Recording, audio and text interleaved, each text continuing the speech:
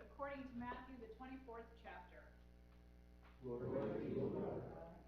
Jesus said, "From the fig tree learn its lesson. As soon as its branch becomes tender and puts forth its leaves, you know that summer is near. So also, when you see all these things, you know that the Son of Woman is near at the very gate. Truly I tell you, this generation will not pass away until all these things have taken place. Heaven and earth will pass away, but my words will not pass away. But about that day and hour, no one knows, neither the angels of heaven, nor the Son, but only the Most High God. For as the days of Noah were, so will be the coming of the Son of Woman. For as in those days before the flood, they were eating and drinking, marrying and giving in marriage until the day Noah entered the ark. And they knew nothing until the flood came and swept them all away. So too will be the coming of the Son of Woman. Then 2 will be in the field, and 1 will be taken and 1 left. 2 women will be grinding meal together, 1 will be taken and 1 will be left. Keep awake, therefore, for you do not know on what day your Redeemer is coming. But understand this, if the owner of the house had known in what part of the night the thief was coming, the owner would have stayed awake and would not have let the house be broken into. Therefore, you also must be ready, for the Son of Woman is coming at an unexpected hour. This is the good news about Jesus." Thanks be to you, Lord Christ. You may be seated.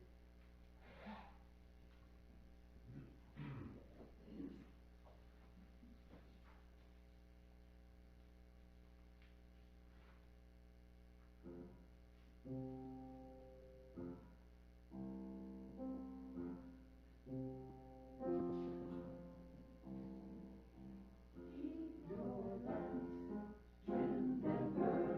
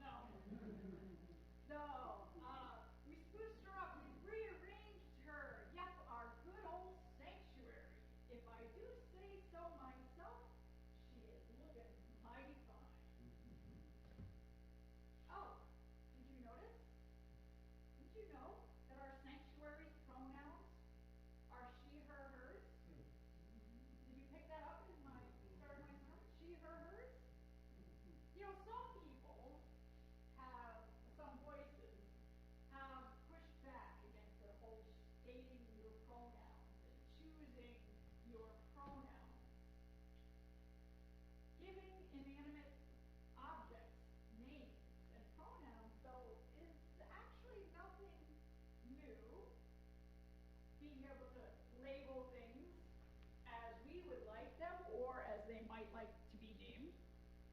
Because remember or think about how many folks have boats, and what do? They name them, right? They paint names on them. Cars, people have named their cars. How many of you have done that? Have you ever done that? Yes, I have. I have named a car or two. That one, if I remember often, is Sweetie, from my Doctor Who kind of thing, following that. But anyway, and I don't just mean wackadoodle progressives, we people have been personifying, anthropomorphizing. That's a big word. Get that all around you. And anthropomorphizing. I think I might add something in there. The stuff around us. We dress up our pets. And I'm not just talking about weather appropriate wear. My dog has a pair of bat wings for Halloween, and I've helped Michael paint his dog Lucy's nails once or twice. How many of us talk to our appliances, our computers, our plants, the stuff in the garden? We do. We talk to our things. We relate to them. We stand in a long tradition. Now, I know that there are some Christians who would get upset if we started talking about Mother Earth. But listen again to what the Apostle Paul said in our second reading for today. That Bob, so well read. He just loves Paul. Paul writes, we know that the whole creation has been groaning in labor pains until now. Sounds pretty feminine to me. Labor pains. Paul writes of creation as if she were pregnant and struggling about to give birth. That I guess that means that according to our faith, the earth's pronouns are what? She, her, hers. Yes. And if a she, then not an it. Again, if the earth is a she, then not an it. But you might ask, Pastor, what's the big deal? It's just a few letters. Just a few letters. The thing is, and I've said it before, words matter. How we name and describe and talk what we say matters. As I was reminded as I was driving in Sweetie, my car, listening to public radio on Wednesday morning, you might have caught this. There was an interview with author Justin Gregg, and he has written a book, Human-ish, What Talking to Your Cat or Naming Your Car Reveals About the Uniquely Human Need to Humanize. During the interview, Greg spoke about how often when we anthropomorphize or give non-human things human traits, we often actually treat them better. We treat them better unless you're really mad at your computer or your toaster or something. But anyway, we treat things better when we relate to them. The converse is true as well. I haven't named my shoes. That was just a little plain converse. Anyway, that when we dehumanize, especially people, as you know, it's a step towards abuse and maltreatment. In other words, we tend to treat she's and he's better than it's. And you know this.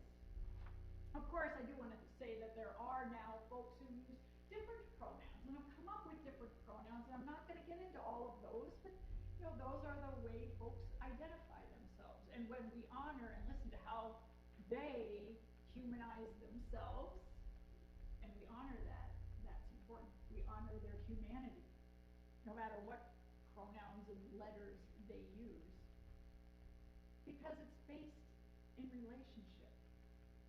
And we're not just treating each other as an it that we define. It's because we can build these relationships with the animals, our objects, our stuff. And that's how we begin this church year. We begin, our faith actually tells us, with relationship. That is what this first Sunday is about. Now, I have said before that the stories of the creation, and there are stories of creation we have in the Bible, are not how-tos. They're not science. They're not historical texts. These are stories that tell us about the relational nature of the God we follow. The relational nature. And what that says is that creation isn't just some chemical interaction, combustion, but also the naming of light and day, night and dark. Which, by the way, as a little not tangent, but one of the things that we've talked about is how words matter. And we at Village here are really trying to honor and attend to the word language around night, dark, black, and not give into assigning negativity to dark, black, night. This is important. That if we just always assign negativity to darkness, what we just are enhancing unconscious bias and racism. No, we have relationship with night and day. Both are good. Both are good. And we'll continue to wrestle with that and hear that in what we do. What is important, I think, the gift for us today is the relationship. The stories that tell us that this is how God acts towards us. That naming and framing our interactions with all the things around us, including, but not limited to people, we acknowledge their importance to us and to the Creator. So one of the blessings of our faith, the faith that we have, is that we're not just a bunch of its.